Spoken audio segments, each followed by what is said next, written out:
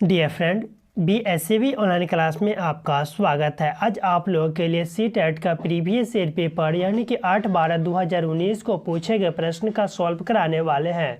यह पेपर जो 1 to 5 के लिए महत्वपूर्ण है और 6 to 8 के लिए तो आप लोग कमेंट बॉक्स में बताएंगे। और आज आप लोग के लिए लेकर आए हैं बाल विकास एवं शिक्षा शास्त्र का महत्वपूर्ण क्वेश्चन जो 8/12/2019 को पेपर में पूछा गया है। तो अगर आप लोग प्रीवियस ईयर पेपर पिछले 10 वर्षों का देखना चाहते हैं तो कमेंट बॉक्स में बताएंगे। अगर आप लोग जिस भी सब्जेक्ट का आप लोग प्रीवियस ईयर पेपर देखना चाहते हैं उसका आप लोग कमेंट बॉक्स में लिखेंगे। तो आज जो है वह बाल विकास एवं शिक्षा शास्त्र का महत्वपूर्ण क्वेश्चन करने वाले हैं। अगर वीडियो पसंद आए तो लाइक करें और चैनल से नहीं जुड़े तो चैनल को सब्सक्राइब कर लें, क्योंकि डेली आप लोग के लिए जो वह प्रीवियस ईयर पेपर लेकर आते हैं। अगर पहले आप लोग नहीं देखे हैं 2011-12 से लेकर आप लोग को 2019 से अब बैक की तरफ चलने वाले हैं कि जितने भी प्रीवियस ईयर पेपर में पूछे गए प्रश्न वे सारे आप लोग कर लेंगे जब तक आप लोग का एग्जाम आता है उस समय तक। तो वीडियो पसंद है तो लाइक करें और चैनल से नहीं जुड़े तो चैनल को सब्सक्राइब कर ले। चलिए क्वेश्चन स्टार्ट करते हैं। बाल विकास एवं शिक्षा शास्त्र का महत्वपूर्ण टॉपिक है, क्योंकि यह आप लोगों को एक ऐसा सब्जेक्ट है जो आप लोगों को अनिवार्य रूप से आना चाहिए और आप लोग अच्छे स्कोर कर पाएंगे। तो चलिए, अगर आप लोग प्रीवियस ईयर पेपर को अच्छी तरीके से पढ़ कर जाते हैं तो आप लोग जो है CTET आराम से क्वालिफाई कर जाएंगे सभी सब्जेक्ट का, अगर आप लोग करके जाते हैं। तो नेक्स्ट वीडियो आप लोग को बताइएगा कि कमेंट बॉक्स में कि कौन सा सब्जेक्ट का आप लोग प्रीवियस ईयर पेपर करना चाहते हैं, या आप लोग प्रीवियस ईयर पेपर करना चाहते हैं या टेस्ट ही आप लोग लगाना चाहते हैं। अगर आप लोग टेस्ट लगाना चाहते हैं तो उसके लिए भी आप लोग कमेंट करके बताएंगे, उस अनुसार से आप लोगों का टेस्ट जो है वह प्रोवाइड कराएंगे। तो अभी जो है वह प्रीवियस ईयर पेपर चल रहा है तो इसका आप लोग राइट आंसर बताएंगे। क्वेश्चन नंबर 1 का, भाषा के अर्जन एवं विकास के लिए सर्वाधिक संवेदनशील अवधि कौन सी है?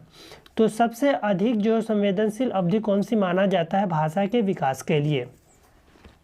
ऑप्शन ए दिया हुआ है जन्म पूर्व अवधि, ऑप्शन बी दिया हुआ है प्रारंभिक बाल्यावस्था, सी दिया हुआ है मध्य बाल्यावस्था, या डी है किशोरावस्था।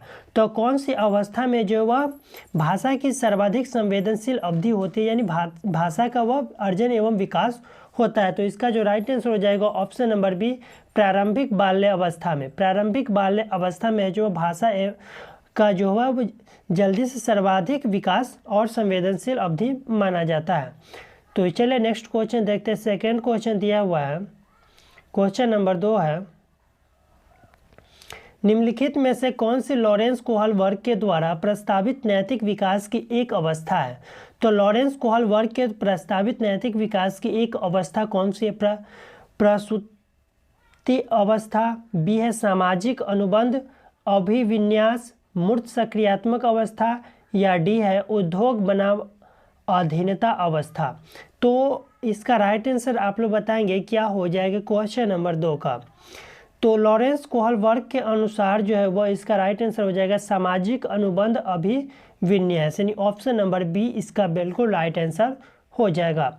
और आप लोग जो है अभी महत्वपूर्ण 30 क्वेश्चन करने वाले हैं, इसमें आप लोग जो है वह क्वेश्चन का जब एंड होगा आप लोग तो उस समय कमेंट बॉक्स में बताएंगे कि कितना आप लोग सही कर पाए हैं। चलिए नेक्स्ट क्वेश्चन देखते हैं। क्वेश्चन नंबर 3, कक्षा में परिचर्चा के दौरान एक शिक्षक प्रायः लड़कियों की तुलना में लड़कों पर अधिक ध्यान देता है, यह किसका उदाहरण है? तो किसने कहा था कि शिक्षक जो है वह लड़कियों की तुलना में लड़कों पर अधिक ध्यान देता है, किसके अनुसार से? जेंडर पक्षपात, जेंडर पहचान, जेंडर संबद्धता, या जेंडर समरूप। तो आप लोग को लिंग पक्षपात, लिंग पहचानना, या लिंग जो है वह संबद्धता, जेंडर मतलब लिंग होता है। तो आप लोग 4 ऑप्शन देंगे। क्वेश्चन नंबर 3 का राइट आंसर बतलाएंगे क्या हो जाएगा। तो इस कक्षा की परिचर्चा के दौरान जो है अगर शिक्षक प्रायः लड़कियों की तुलना में लड़कों पर अधिक ध्यान देता है या लड़कियों और लड़कों के पर अधिक, तो वह जेंडर पक्षपात हो, यानी ऑप्शन नंबर ए इसका बिल्कुल राइट आंसर हो जाएगा। चलिए नेक्स्ट क्वेश्चन देखते हैं। क्वेश्चन नंबर 4 दिया हुआ है, बच्चों में जेंडर रूढ़िवादिता एवं जेंडर भूमिका अनुरूपता को कम करने के लिए निम्नलिखित में से कौन सी पद्धति प्रभावशाली है?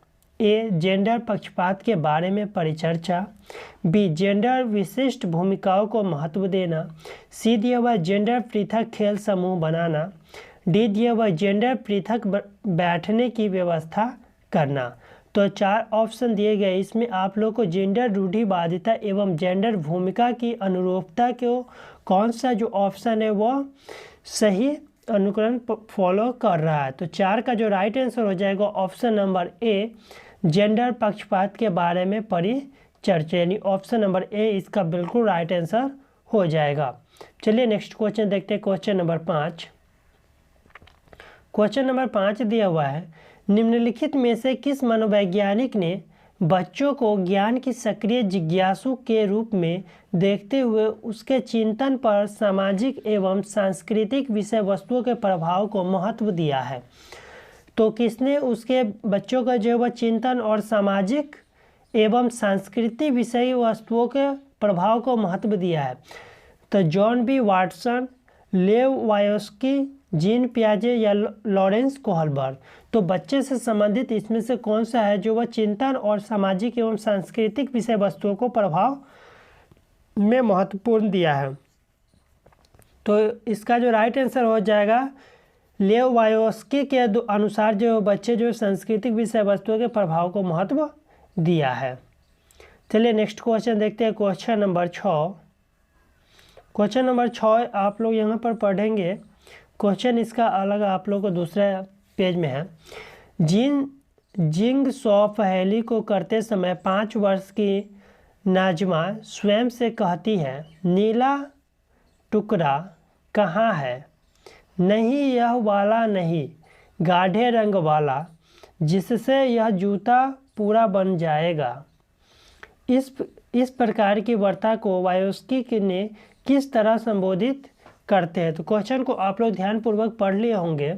तो चलिए आप लोग को अब इसका ऑप्शन दिखलाते हैं। क्वेश्चन नंबर 6 का 4 ऑप्शन इस प्रकार से दिया हुआ है। क्वेश्चन नंबर 6 का, व्यक्तिगत वार्ता, जोर से बोलना, पार या ढांचा, आत्म केंद्रित वार्ता। तो 4 ऑप्शन देंगे, इसमें से आप लोग सही ऑप्शन का चयन करेंगे। क्वेश्चन नंबर 6 के लिए क्या हो जाएगा? तो कोई भी बच्चा जब आपस में बात करता है तो इसका जो राइट आंसर हो जाएगा व्यक्तिगत वार्ता, यानी स्वयं से वह बात करता रहता है, व्यक्तिगत वार्ता। चलिए नेक्स्ट क्वेश्चन देखते हैं, क्वेश्चन नंबर 7। बच्चों को संकेत देना तथा आवश्यकता पड़ने पर सहयोग प्रदान करना निम्नलिखित में से किसका उदाहरण है? प्रबलन, अनुबंधन, मॉडलिंग या पार। तो इसका जो राइट आंसर हो जाएगा क्वेश्चन नंबर 7 का ढांचा, यानी पार इसका बिल्कुल राइट आंसर हो जाएगा। तो इस प्रकार से आप लोग सही क्वेश्चनों का जो अभी तक कितना कर पाए होंगे, 10 क्वेश्चन के बाद आप लोग राइट आंसर कमेंट बॉक्स में बतलाएंगे कि 10 क्वेश्चनों में आप लोग कितना सही कर पाए हैं। इसी प्रकार से 20 पर एक बार आप लोग कमेंट करके बतलाएंगे कि 20 क्वेश्चनों में कितना सही कर पाया है, और 30 पे यानी टोटल में आप लोग कितना सही कर पाए हैं बाल विकास एवं शिक्षण शास्त्र से। तो चले 8 नंबर क्वेश्चन देख लेते हैं। निम्नलिखित व्यवहारों में से कौन सा जीन पियाजे के द्वारा प्रस्तावित मूर्त सक्रियात्मक अवस्था को विशेषित करता है? परिकल्पित, निगमनता, तर्क, साध्यामता, विचार, संरक्षण, कक्षा समावेशन, स्थगित अनुकरण या पदार्थ स्थायित्व, प्रतीकात्मक खेल या विचारों की। तो 4 ऑप्शन दिए गए, इनमें आप लोग को जीन पियाजे के द्वारा जो अनुसार है मूर्त सक्रियात्मक अवस्था, कौन से ऑप्शन जो है वो मूर्त सक्रियात्मक अवस्था जीन पियाजे के अनुसार राइट हो जाएगा? तो इसका जो राइट आंसर हो जाएगा option number B. Option number B इसका राइट आंसर होगा संरक्षण या कक्षा समावेशन। कक्षा समावेशन ऑप्शन नंबर बी इसका बिल्कुल राइट आंसर हो जाएगा। चलिए नेक्स्ट क्वेश्चन देखते हैं, क्वेश्चन नंबर 9। बच्चे के संज्ञानात्मक विकास के संदर्भ में निम्न में से कौन सी पियाजे की संरचना है? तो पियाजे की संरचना कौन सी? एस्कीमा, अनुबंधन, अवलोकन, अधिगम या प्रबलन। तो 4 ऑप्शन दिए गए। क्वेश्चन नंबर 9 का राइट आंसर आप लोग बताएंगे क्या हो जाएगा? तो इसका जो राइट आंसर हो जाएगा ऑप्शन नंबर ए, एस्कीमा बिल्कुल राइट आंसर हो जाएगा जीन पियाजे के अनुसार। चलिए नेक्स्ट क्वेश्चन देखते हैं, क्वेश्चन नंबर 10। आकलन का प्राथमिक उद्देश्य क्या होना चाहिए? विद्यार्थी के लिए ऑप्शन ए दिया हुआ है विद्यार्थी के लिए श्रेणी निश्चित करना, बी दिया हुआ है संबंधित अवधारणाओं के बारे में बच्चों को स्पष्टता तथा भ्रांतियों को समझना, सी दिए हुए विद्यार्थियों के प्राप्तांकों के आधार पर उनके नामांकित करना, डी हुआ है रिपोर्ट कार्ड में उत्तीर्ण या अनुत्तीर्ण अंकित। तो 4 ऑप्शन देगा। क्वेश्चन नंबर 10 का राइट आंसर बतलाएंगे क्या हो जाएगा। संबंधित अवधारणाओं के बारे में बच्चों को स्पष्टता तथा भ्रामितों को समझना, ऑप्शन नंबर बी इसका बिल्कुल राइट आंसर हो जाएगा। तो आप लोग 10 क्वेश्चनों में कितना सही कर पाए वह आप लोग कमेंट करके बतलाएंगे। अगर वीडियो अच्छा लग रहा हो तो लाइक करें, और प्रीवियस ईयर पेपर को आप लोग डेली करना चाहते हैं या प्रीवियस ईयर पेपर को पिछले 10 वर्षों के पेपर आप लोग करना चाहते हैं तो आप लोग कमेंट करके ज़रूर बताएं। या टेस्ट आप लोग लगाना चाहते हैं तो टेस्ट भी आप लोग जो है वो टेस्ट भी प्रोवाइड करा देंगे अगर आप लोग कमेंट करके बतलाएंगे। और वीडियो का रिस्पांस, वीडियो अगर आप लोग को अच्छा लग रहा हो तो लाइक करें जिससे मोटिवेट मिले और आप लोग के लिए और ज़्यादा से ज़्यादा क्लासेस का व्यवस्था की जाएगी। चलिए नेक्स्ट क्वेश्चन देखते हैं। क्वेश्चन नंबर 11, निम्नलिखित कथनों में से कौन सा बुद्धि के बारे में सही है। तो बुद्धि के बारे में कौन सा जो वह सही है। ऑप्शन ए दिया हुआ है, बुद्धि एक निश्चित योग्यता है जो जन्म के समय ही निर्धारित होती है।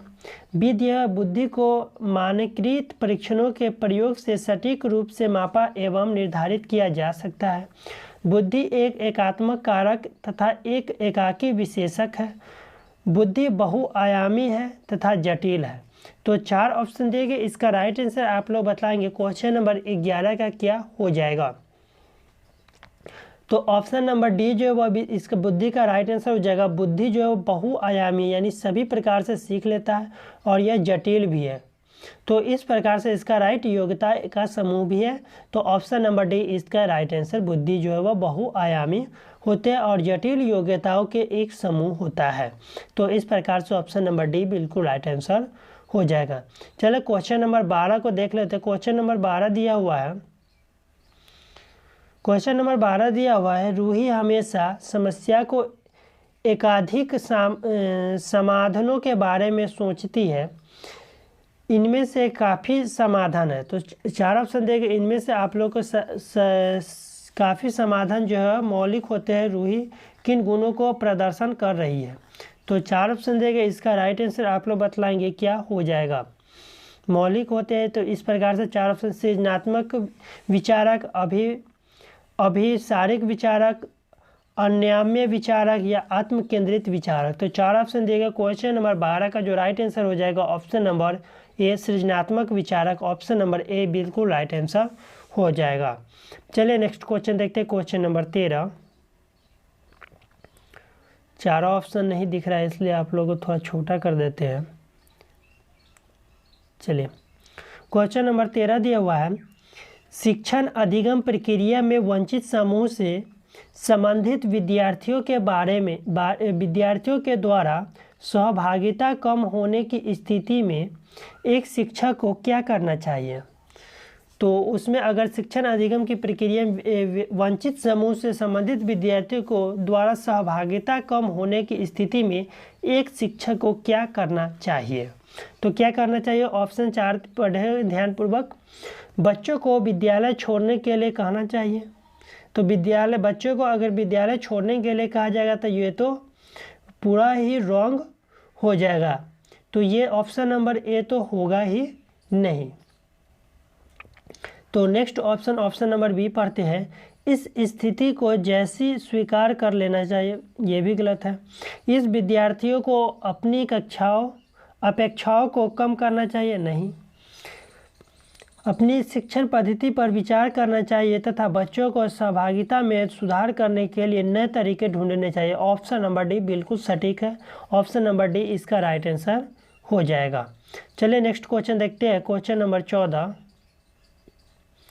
क्वेश्चन नंबर 14 दिया हुआ है, एक समावेशी कक्षा में एक शिक्षक को विशिष्ट शैक्षिक योग्यताओं को एक समावेशी कक्षा में एक शिक्षक को विशिष्ट शैक्षिक योग्यताओं को किस प्रकार से होना चाहिए। तैयार नहीं करना चाहिए, कभी कभी तैयार करना चाहिए, सक्रिय रूप से तैयार करना चाहिए या तैयार करने के लिए हतोत्साहित करना चाहिए। तो 4 ऑप्शन देगा। क्वेश्चन नंबर 14 का राइट आंसर आप लोग चयन करेंगे क्या हो जाएगा। तो 14 का जो राइट आंसर हो जाएगा सक्रिय रूप से तैयार करना चाहिए। चलिए नेक्स्ट क्वेश्चन देखते हैं। क्वेश्चन नंबर 15, पठन वैफल्य बच्चों के प्राथमिक लक्ष्य क्या है? तो पठन वैफल्य जो वह बच्चों के प्राथमिक लक्षण क्या होते हैं?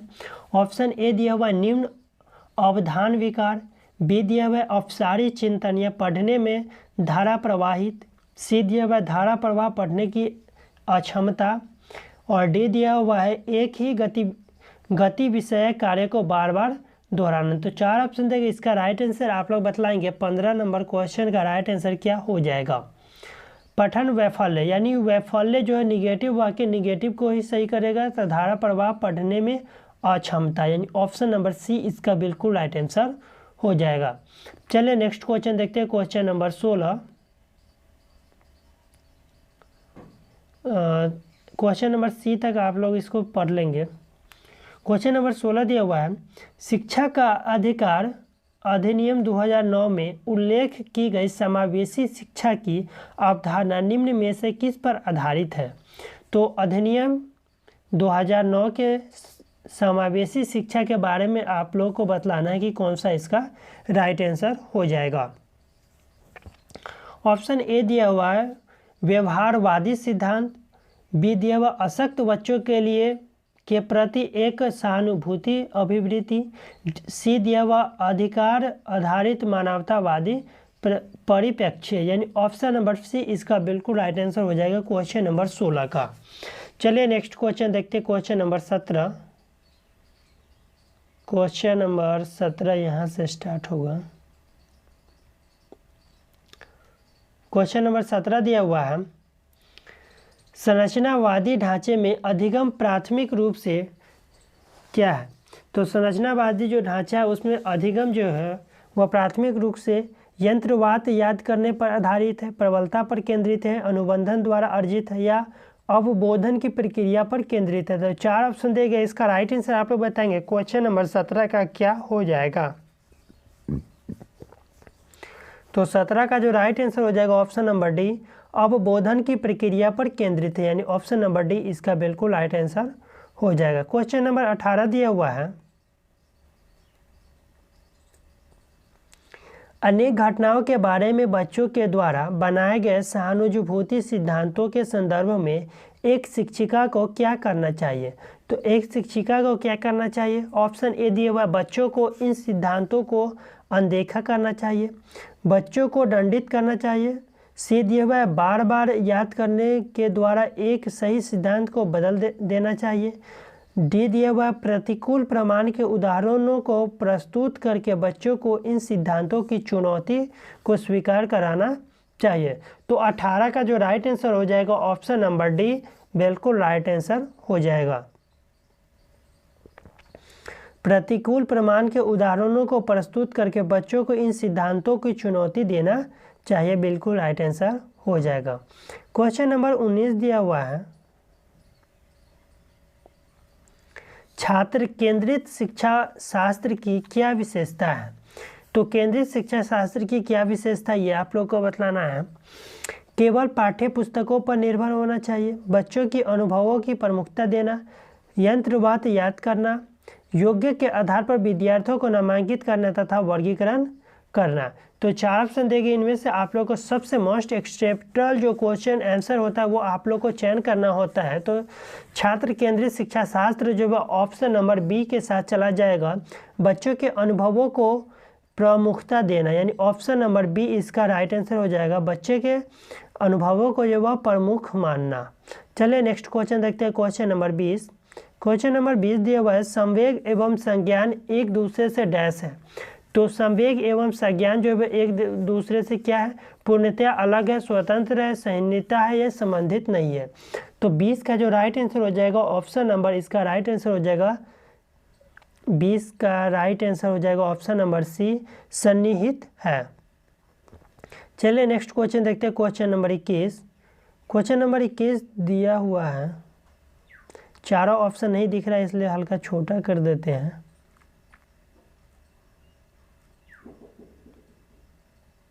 चलिए क्वेश्चन नंबर 21 को आप लोग पढ़ेंगे, संरचनावादी सिद्धांतों के अनुसार अधिगम के बारे में निम्नलिखित कथनों में से कौन सा सही है? ऑप्शन ए दिया हुआ अधिगम पुनरुत्पादन एवं स्मरण की प्रक्रिया है, बी दिया हुआ अधिगम यंत्रवत याद करने की प्रक्रिया है। सी अधिगम आवृत्ति संबंध के द्वारा व्यवहारों का अनुबंधन है। डी है अधिगम सक्रिय विनियोजन के द्वारा ज्ञान की संरचना की प्रक्रिया है।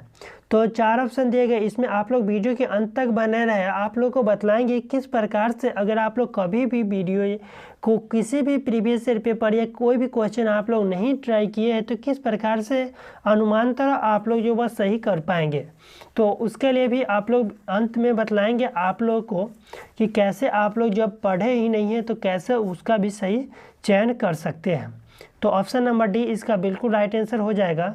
तो आप लोग 21 यानी 21 क्वेश्चनों को अभी तक सॉल्व कर चुके हैं। तो आप लोग कमेंट कर बतलाएंगे जल्दी से कि आप लोग कितना क्वेश्चनों का सही आंसर अभी तक दे चुके हैं। मात्र 9 क्वेश्चन और बचा हुआ है बाल विकास एवं शिक्षा शास्त्र का।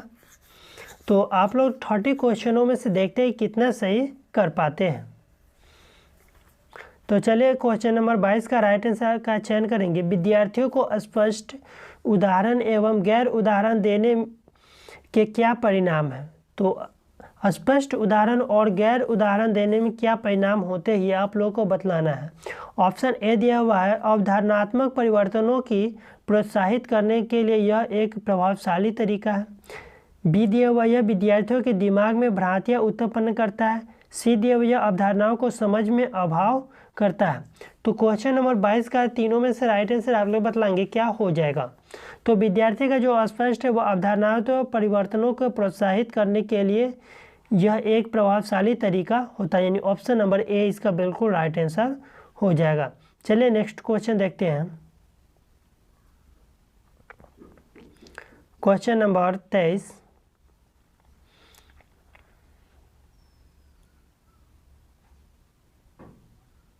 क्वेश्चन नंबर 23 दिया हुआ है बच्चों को अधिगम गतिविधियों को भागीदारी करने के लिए लगातार पुरस्कार देना व दंड का प्रयोग करने से क्या प्रभाव पड़ता है।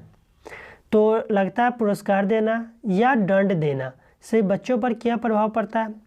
बाहरी ऑप्शन ए दिया हुआ है बाहरी अभिप्रेरणा कम होती है। बी दिया हुआ है आंतरिक अभिप्रेरणा बढ़ती है। सी दिया हुआ है यह बच्चों को प्रदर्शित आधारित लक्ष्यों के बजाय निपुणता पर ध्यान देने के लिए प्रोत्साहित करेगा। डी व अधिगम में बच्चों की स्वाभाविक अभिरुचि तथा जिज्ञासा कम होती है। तो 4 ऑप्शन दिए गए क्वेश्चन नंबर 23 का राइट आंसर का चयन करेंगे क्या हो जाएगा। तो दंड देना है अधिगम व बच्चों को स्वाभाविक अभिरुचि यानी कि जो पुरस्कार देना हुआ तो अभिरुचि उत्पन्न करता है और दंड देना वह जिज्ञासा कम कर देता है यानी कम कर देता है।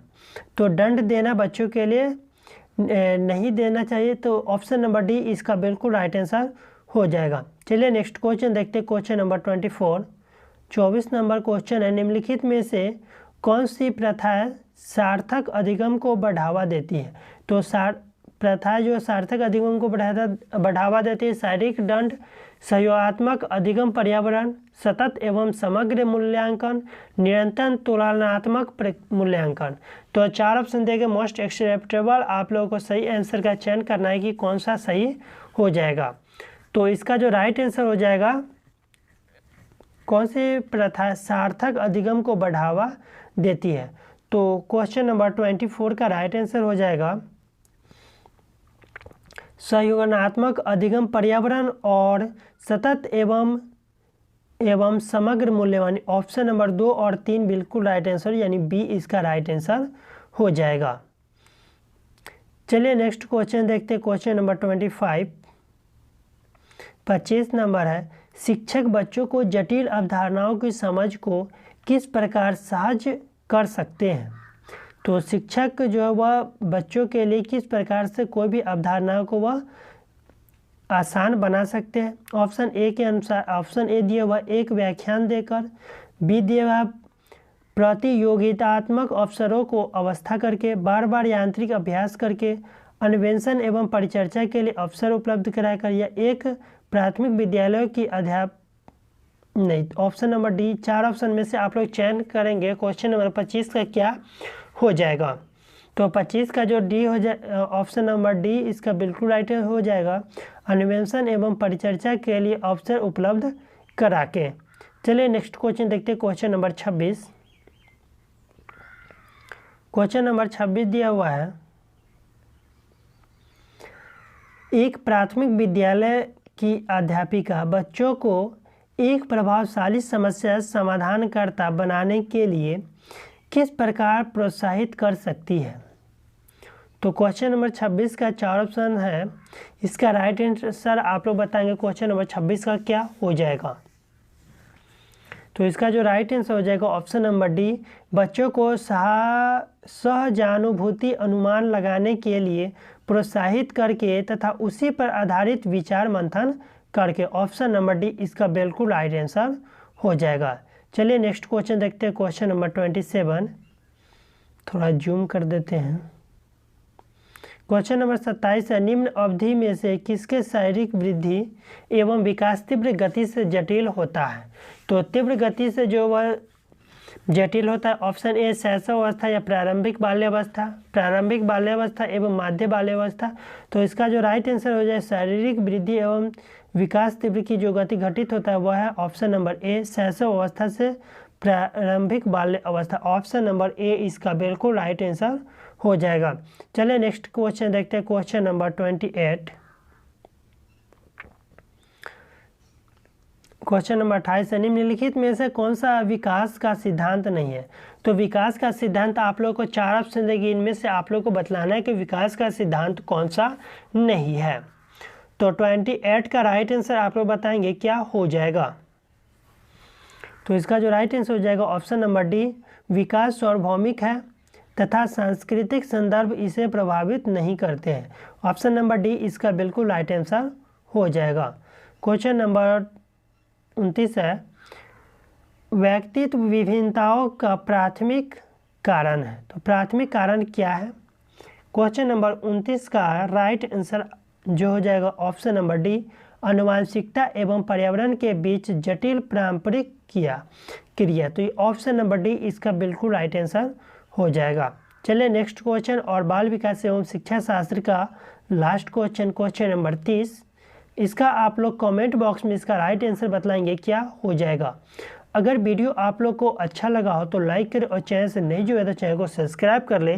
क्या आप लोग अन्य सब्जेक्ट यानी कि मैथ का भी आप लोग प्रीवियस ईयर पेपर करना चाहते हैं तो कमेंट बॉक्स में बतलाएंगे कौन से सब्जेक्ट के आप लोग को महत्वपूर्ण है, वो आप लोगों के लिए प्रोवाइड करा देंगे। सभी पिछले 10 वर्षों का अगर आप लोग प्रीवियस ईयर पेपर करना चाहते हैं तो चैनल को सब्सक्राइब कर ले।